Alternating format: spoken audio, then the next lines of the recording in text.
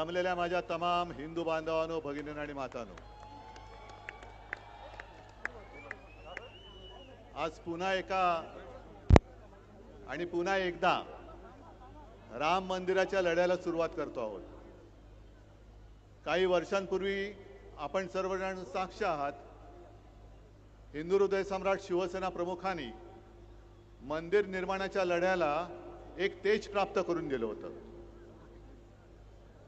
आज मला थोडं नाही म्हटलं तरी वाईट वाटते की मंदिर उभं जरूर राहिलं, पण नवा लढा जो म्हणतोय तो त्या मंदिराच्या रक्षणाचा आपल्याला सुरू करावा लागतोय। मी पहिल्या प्रथम या मंदिराच्या सर्व ट्रस्टींना, सर्व गुरुजींना धन्यवाद देतोय। त्यांनी मनापासून सहकार्य केलं।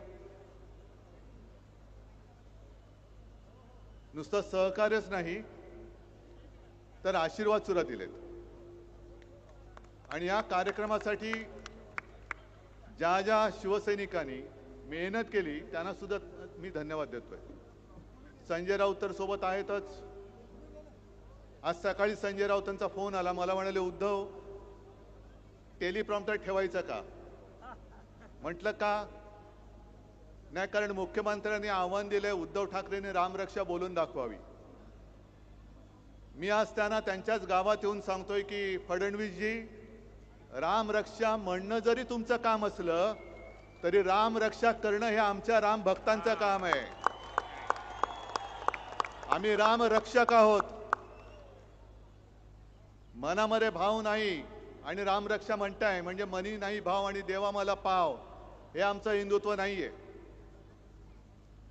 आज सकाळी नागपूरसाठी निघाल्यानंतर पहिली बातमी जी आली ती दिल्लीतून आली की गेले जवळपास 20 दिवस देशातल्या तरुणांच्या भविष्यासाठी सोनम वांगचुक जे उपोषणाला बसले होते त्यांची कशा पद्धतीने उचलबांगडी केली, काय जणू काय एखाद्या अतिरेक्याला पकडावं तसं पोलीस घुसले, चादरी बिदरी टाकल्या आणि उचलून घेऊन गेले। तो दिपके तिकडे बसलाय, त्याला पण मारहाण केली, त्याच्या अंगावर शाई फेकली। आणि ज्या पद्धतीने सरकार वागतंय, मी प्रभू रामचंद्राला हेच विचारलं की श्रीराम आहे काय झाले? ज्या भाजपनी तुझ्या नावाने मतं मागून सत्ता मिळवली त्या भाजपच्या अंगात श्रीरामाच्या ऐवजी सैतानाचा आत्मा घुसलाय की काय? हे यांचं माणुसकी गेली बाजूला, पण यांच्यातला सैतान कसा काय जागा झाला? एवढे कसे सत्ता पिपासू झाले? आणि मोहनजी भागवतना मला विचारायचंय, कारण हे नागपूर आहे, त्याच्यामुळे आलोय तर जरा 1-2 प्रश्न विचारले पाहिजेत की भागवत साहेब, ज्या पद्धतीने हे भाजप सरकार वागतंय, मंदिरं लुटली जात आहेत, विद्यार्थ्यांशी कशा पद्धतीने वागतायत हे तुम्ही बघितलंय। पेपर फुटतायत, पक्ष तर फोडले जात आहेत, पण आता मंदिरातल्या तिजोऱ्या फोडल्या जात आहेत। हेच हिंदू राष्ट्र तुम्हाला अपेक्षित होतं काय? आमचं हिंदू राष्ट्र हे नव्हे, आमच्या हिंदू राष्ट्रामध्ये रामराज्य अपेक्षित आहे, आम्हाला शिवशाही अपेक्षित आहे। गोरगरिबांना, महिलांना, विद्यार्थ्यांना, तरुणांना न्याय देणारं हे खरं आमचं हिंदू राष्ट्र आहे। कॉन्ट्रॅक्टरना अभय देणारं हिंदू राष्ट्र आमचं असू शकत नाही। आणि म्हणून भागवत साहेब, तुम्ही जे याच वर्षी फेब्रुवारीमध्ये बोलला होतात की या देशातले मुस्लिम सुद्धा हिंदूच आहेत आणि हिंदूंनी 2 ते 3 अपत्य जन्माला घालायला पाहिजेत, बोलले होते ना रे? मग ही अपत्य जन्माला घातली, जी अपत्य घातलेत आणि परीक्षेतले पेपर फुटलेत, अनेकांनी आत्महत्या केल्यात, त्यांचं पहिलं काय करणार? आणखीन अपत्य जन्माला घालून पुन्हा त्याने तुम्ही तसेच चिरडणार आहात? हे हिंदू राष्ट्र आमच्या संकल्पनेतलं नाहीये, हे अजिबात नाही। आणि मला तेही दिवस आठवत आहेत ज्या वेळेला बाबरीचा लढा झाला होता आणि बाबरीचं पतन झालं, बाबरी पाडण्यात आली। हे आज सत्तेवर बसले त्यापैकी एकही कोणी छाती पुढे कडून आला नव्हता, तेव्हा फक्त एकमेव हिंदू हृदय सम्राट उभे राहिले होते। कारण भाजपवालेच तेव्हा म्हणत होते की हे आमचं काम नाही, असेल तर शिवसैनिकांचं काम असेल। मला वाटतं संजय राऊत तुम्ही फोन केला होता, कारण मी स्वतः तेव्हा बाळासाहेबांच्या बाजूला उभा होतो, मला माहित नाही पलीकडे कोण आहे। म्हणजे संजय राऊत आहेत का? मला एवढं कळलं एक पत्रकार आहेत आणि बाळासाहेबांनी उत्तर दिलं होतं की जर हे काम माझ्या शिवसैनिकांनी केलं असेल तर त्यांचा मला गर्व आहे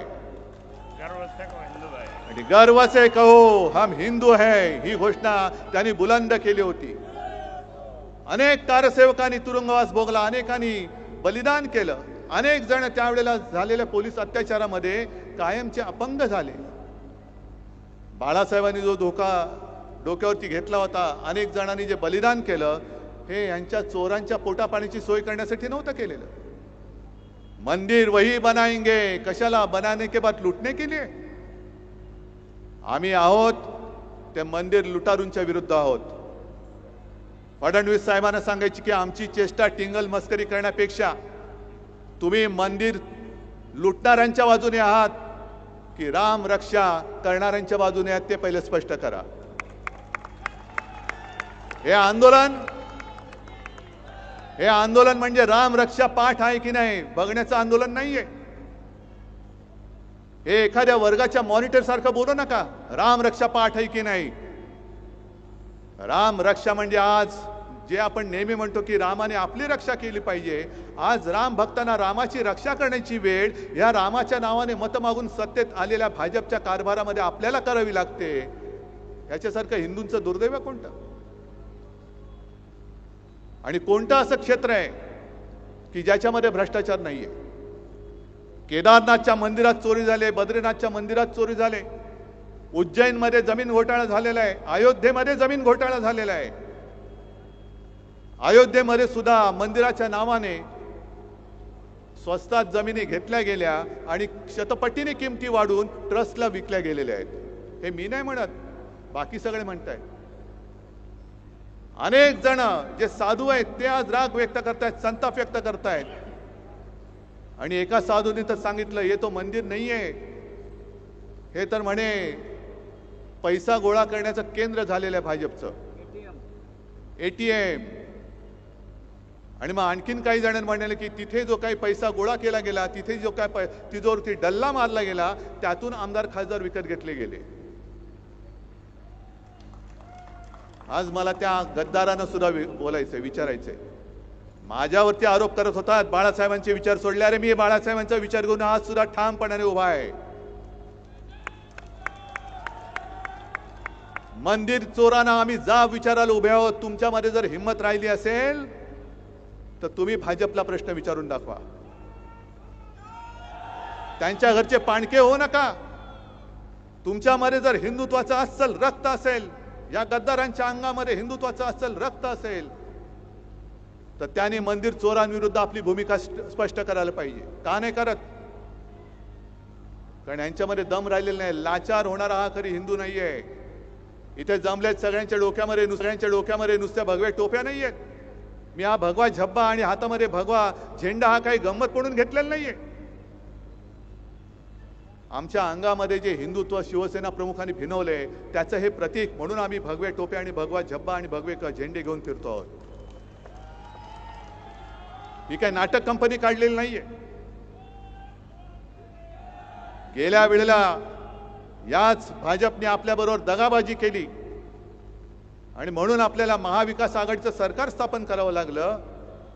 तेव्हा हेच काहूर करत होते, हिंदुत्व सोडलं. अरे आम्ही हिंदुत्व सोडूच शकत नाही. पण आज मला भाजपला विचारायचंय, तुम्ही का हिंदुत्व सोडलं? तुम्ही का बोलत नाही यात? आणि माझी तर ठाम मागणी आहे, हे SIT BCT यांनी स्थापन केलेली थोतांड आहेत, ही नाटकं आहेत. एक एक विषय निर्माण झाले का दुसरा विषय काढायचा की पहिला विषय लोक विसरून जातात आणि मग त्याचंच भांडवल करायचं. आणि त्यांना माहिती आहे लोकांची मेमरी ही जास्त दीर्घकालीन नसते. पण मंदिर लुटीचा विषय आम्ही जोपर्यंत धसास लागत नाही तोपर्यंत आम्ही सोडणार नाही. मुंबईमध्ये केले, नागपूरमध्ये केले, मी तर राज्यात सगळीकडे जाणार आणि बाहेरच्या राज्यात अगदी अयोध्येला आणि काशी विश्वनाथ त्याच्या सुद्धा दर्शनाला जाऊन मी महाआरती करेन. कारण हिंदुत्वाला जाग माझ्या वडिलांनी आणलं. होय, घराणेशाही म्हणा पाहिजे तर माझ्या वडिलांनी आणलेली आहे. त्यांनी जागा केलेला हिंदू तुम्हाला मी झोपू देणार नाही. आणि हे चौकशीची थेरं करू नका, चौकशीची नाटकं करू नका. जर तुम्हाला प्रामाणिकपणाने याचा निकाल लावायचा असेल तर निवृत्त न्यायमूर्तींच्या अधिपत्याखाली चौकशी समिती स्थापन करा. आणि न्यायमूर्ती सुद्धा गोगलगाईसारखे नकोत, तबका आणि आरत्या ओवाळणारे नकोत, तर निस्पृह आणि निष्पक्षपातीपणाने काम करणारे अभय ओकांसारखे निवृत्त न्यायाधीश तिकडे नेमा आणि मग दूध का दूध पाणी का पाणी बघा कशात काय ते शोधा तुम्ही. पण आम्ही कशावरही प्रश्न विचारायचे नाहीत. काही विचारलं तर हे देशद्रोही ठरवतात. आणि या राम मंदिर चोरीबद्दल यांच्यातलेच एक व्यक्ती आहेत, काय बोलतायत बघा. शायद उन्होंने श्रद्धा पूर्वक भाव के साथ भगवान के मंदिर में अर्पित नहीं किया होगा, इसलिए उनका पैसा चोरी. ऐकू येते करे. हमारा पैसा चोरी नहीं हुआ, हमारा पैसा मंदिर में लगा है. थोडक्यात सांगतो तुम्हाला, उत्तर प्रदेशचे हे विधानसभेचे अध्यक्ष आहेत सतीश महाना, आणि ते म्हणतायत की ज्यांनी सच्चे श्रद्धा काय भाव के साथ म्हणजे श्रद्धेने ज्यांनी पैसे दिलेले नाहीत त्यांचे पैसे चोरीला गेलेत, आमचे पैसे तसेच आहेत. आणि ज्यांचे पैसे चोरीला गेलेत असं वाटत असेल त्यांना माझ्यासारखे करोडो लोक पैसे द्यायला तयार आहेत. राम मंदिर ही तुमच्या बापाची जागीर नाहीये. आम्ही सुद्धा राम भक्त आहोत. आणि तुम्हाला सगळ्यांना लक्षात असेल की 2 वर्षापूर्वी 22 जानेवारीला अयोध्येमध्ये जेव्हा राम मंदिराचं लोकार्पण झालं होतं, मोदी बसले होते तिकडे, एकही शंकराचार्य त्यांच्या सोबत नव्हता. आणि तेव्हा आपण कुठे होतो? आपण नाशिकच्या काळाराम मंदिरामध्ये होतो. ज्या काळाराम मंदिराचा इतिहास असा आहे, डॉक्टर बाबासाहेब आंबेडकरांनी मंदिरात प्रवेश, हा राम तुझा नाही, हा राम माझा सुद्धा आहे आणि त्याचं दर्शन घेण्याचा अधिकार हा माझा आहे, मला सुद्धा आहे, मला तो मिळालाच पाहिजे म्हणून सत्याग्रह केला होता. तेच ते राम मंदिर. आणि दुसऱ्या दिवशी 23 जानेवारीला मी जाहीर सभेत बोललो होतो, आम्ही जय श्रीराम जरूर बोलतो, जय शिवराय जय श्रीराम, पण आम्हाला राम पाहिजे तो भाजप मुक्त राम पाहिजे. त्या आंदोलनाची सुरुवात आहे भाजपा मुक्त राम. आणि ही चोरी, हा दरोडा हा केवळ दानपेटीवरचा नाहीये, तर हा दरोडा तमाम हिंदूंच्या भावनेवरती, तमाम हिंदूंच्या श्रद्धेवरती घातलेला या मंदिर चोरांनी घातलेला दरोडा आहे. आणि न्यायमूर्ती तुम्ही झालं पाहिजेत. या देशातला, या जगातला प्रत्येक हिंदू या चोरीबद्दल न्यायाधीश म्हणून त्यांनी न्याय निवाडा केला पाहिजे. अटल बिहारी वाजपेयी जे बोलले होते, जेव्हा एक दंगल झाली होती, मला वाटतं भिवंडीच्या आसपास, तेव्हा वाजपेयीजी बोलले होते की अब हिंदू मार नहीं खाएगा. मग मी आज तुम्हाला सांगतोय, तुम्ही कसे हिंदू झाले पाहिजेत? जे चोर आहेत त्यांना ठणकावून सांगा, अब हिंदू माफ नहीं करेगा. हिंदू नुसता जागा नाही, हिंदू आता पेटलेला आहे. आज आम्ही सगळ्यांना आमंत्रण दिले होते. देवेंद्र फडणवीसांना दिलं होतं, मोहनजी भागवतांना दिलं होतं, सगळ्यांना. अगदी काँग्रेसची लोक सुद्धा माझ्यासोबत आहेतच. खासदार आहेत, सुनील केदार आहेत, आणखीन कोण कोण आहेत बघा. मी हिंदुत्व सोडलं का यांनी हिंदुत्व धरले?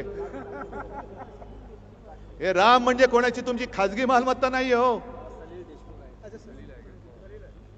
भाजपचे कोणी आहेत का इकडे? सगळे राम भक्त आहेत. भाजपचे कोणी आहेत? मग हिंदुत्व कोणी सोडलंय? मंदिर चोरांची बाजू घेणारा राम भक्त असू शकत नाही. म्हणून मला फडणवीसांना सांगायचंय की शब्दाचे खेळ करू नका. राम रक्षा येते की नाही? राम रक्षा स्तोत्र येत नसेल, पण मला रामाची रक्षा करायला येते आणि ती केल्याशिवाय मी राहणार नाही, मागे नाही हटणार.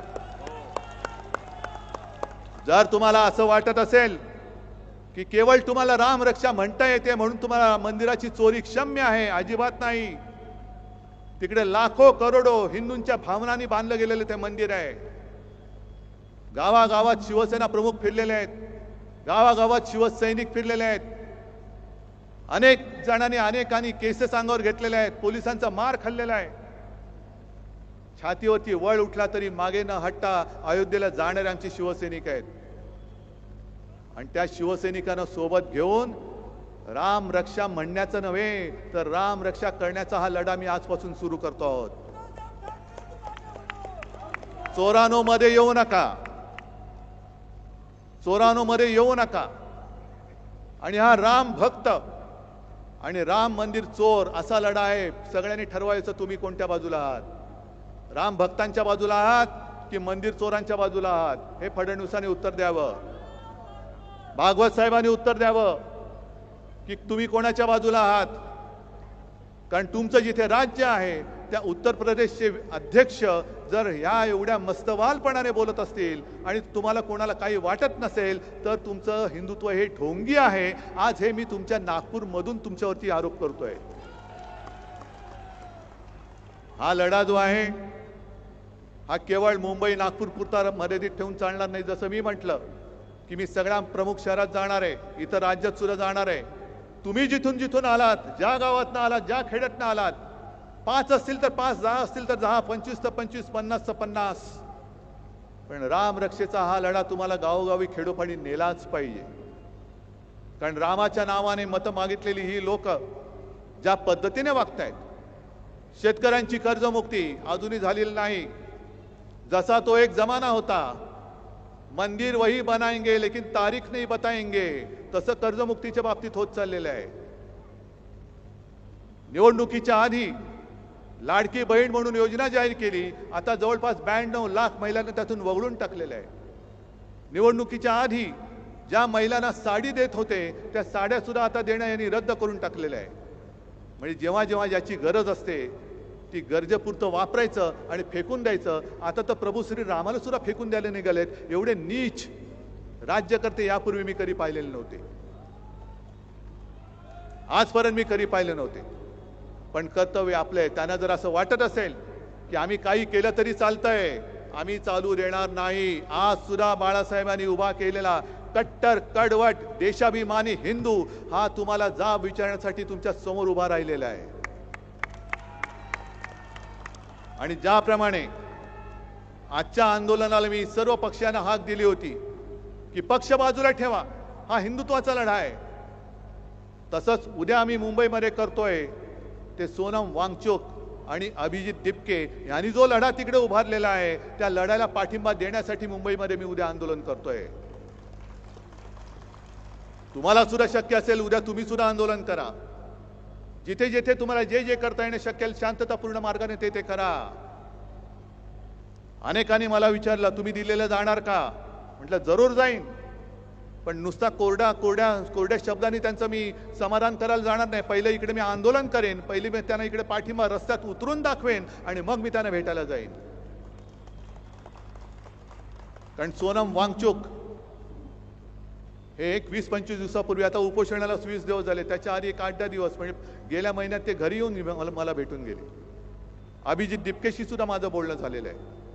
आणि उद्याचं सुद्धा जे आंदोलन आपण मुंबईमध्ये करतोय तिथे सुद्धा आज या चॅनलच्या माध्यमातून मी सर्व पक्षाच्या सर्व भाषिकांना आवाहन म्हणजे विनंती करतोय की हा जो लढा आहे, जसा हिंदुत्वाचा मंदिर चोराविरुद्ध ढोंगी हिंदूंविरुद्ध आहे, तसाच उद्याचा लढा हा आपल्या देशाच्या भविष्य असलेल्या युवकांसाठीचा लढा आहे. मी तिथे जात पात धर्म मानत नाही. ज्यांना ज्यांना युवकांबद्दल आस्था आहे, ज्यांना ही दडपशाही चाललेली ती मंजूर नाहीये, ते सगळेजण उद्या तिकडे यावेत. हे आमंत्रण मी आज या चॅनलच्या माध्यमातून सगळ्यांना देतोय. आणि आजपासून हा राम रक्षा म्हणजे रामाचं रक्षण, मंदिराचं रक्षण हे राम भक्तांना करावं लागतंय. त्या लढ्याची सुरुवात होते.